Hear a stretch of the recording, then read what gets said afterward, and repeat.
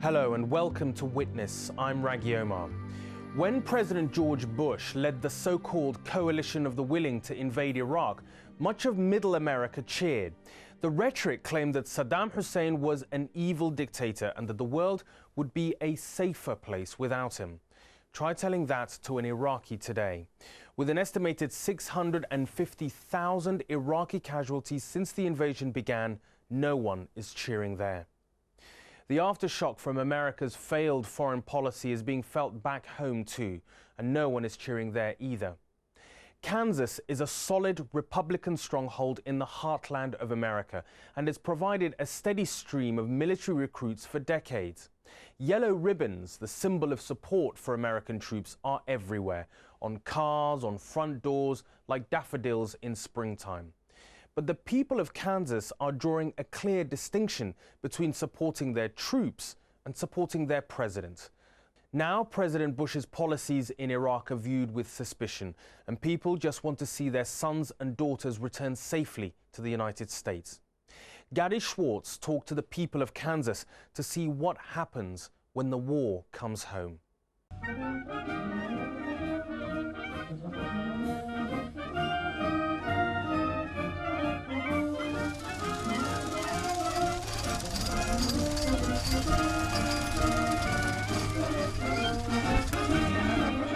When people talk about Middle America, it doesn't get much more middle than the state of Kansas. Before Alaska and Hawaii were added to the Union, Kansas was the geographic center of the United States. And it may still be the center of a way of life that's getting harder to find in other parts of the country. People here embrace the small-town culture that's disappearing in many parts of the United States, as people leave little towns for places with greater economic opportunity. I fear that could happen. But they still consider villages like this home. Ron Whitney is one of those people, and he's back for the annual festival his hometown of Yates Center celebrates over the Memorial Day weekend. The parade has been going on for a number of years.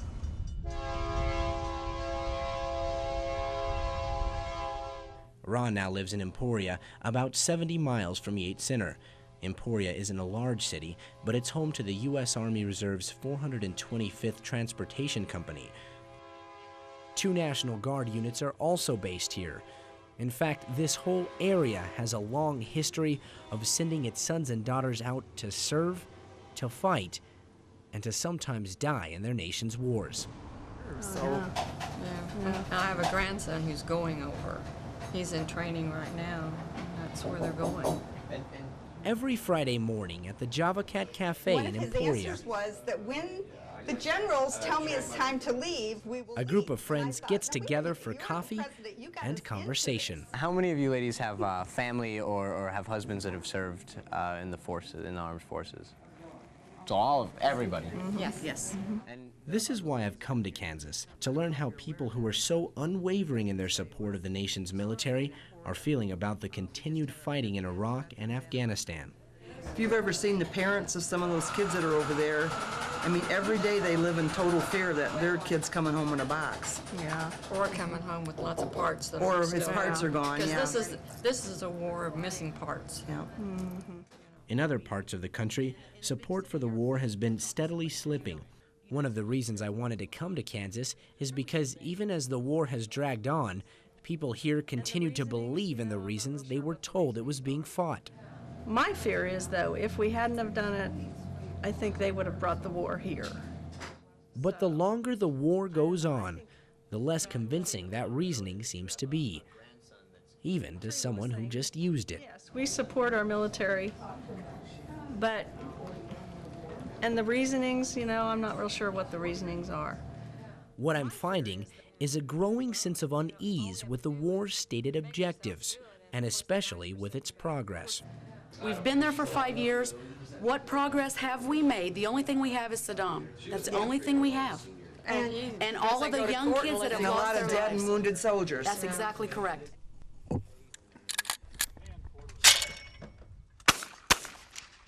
Every chance he gets, Ron Whitney tries to get information about the situation in Iraq from someone who's been there. Someone like Pat Baker, who took Ron up on his invitation for a little target shooting, mixed in with some talk about the war. So, Pat, when did you get back from Iraq? Oh. I got back in February of '05. February of '05. Yeah.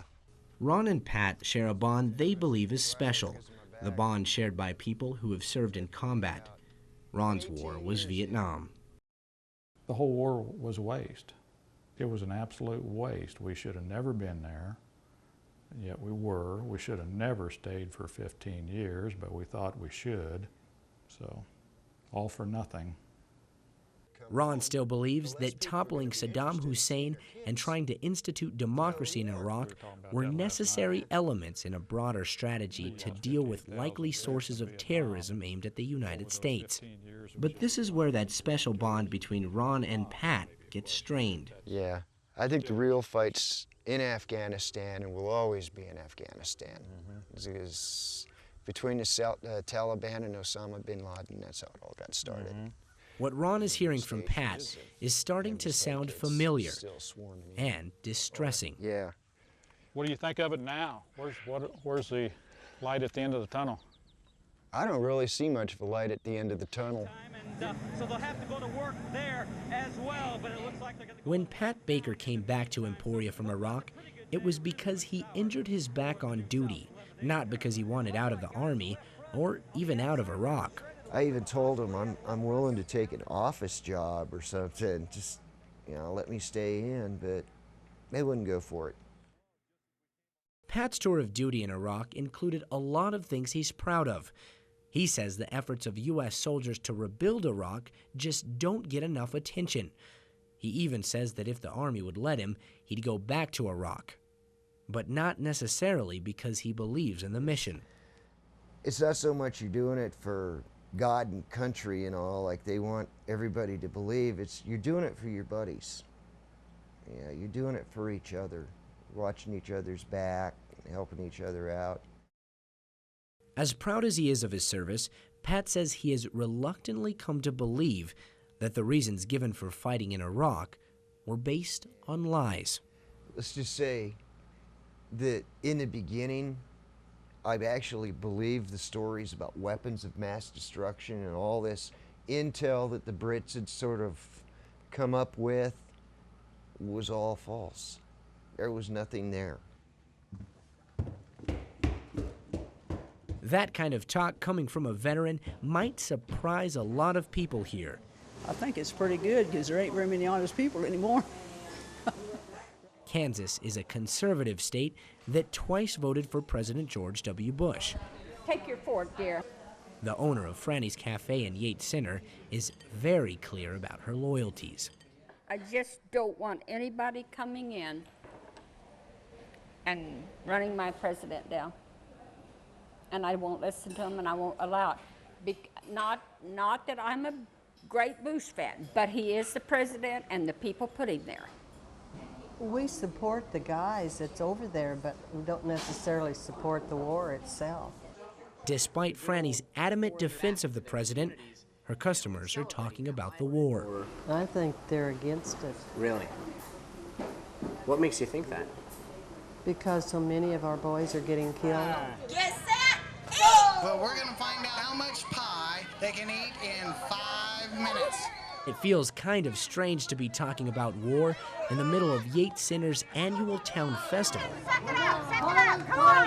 But even as people enjoy the fun, it seems that their mood can change quickly when it comes to the war.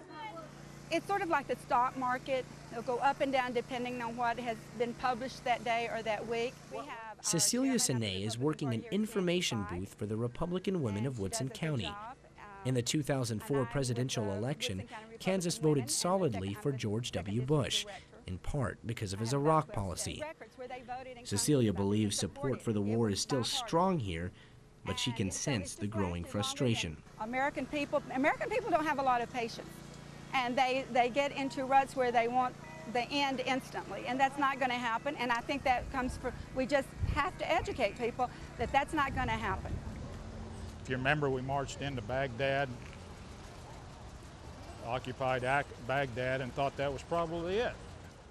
Ron Whitney believes that, unlike in World War II, Americans had an unrealistic expectation of a quick and almost bloodless victory in Iraq.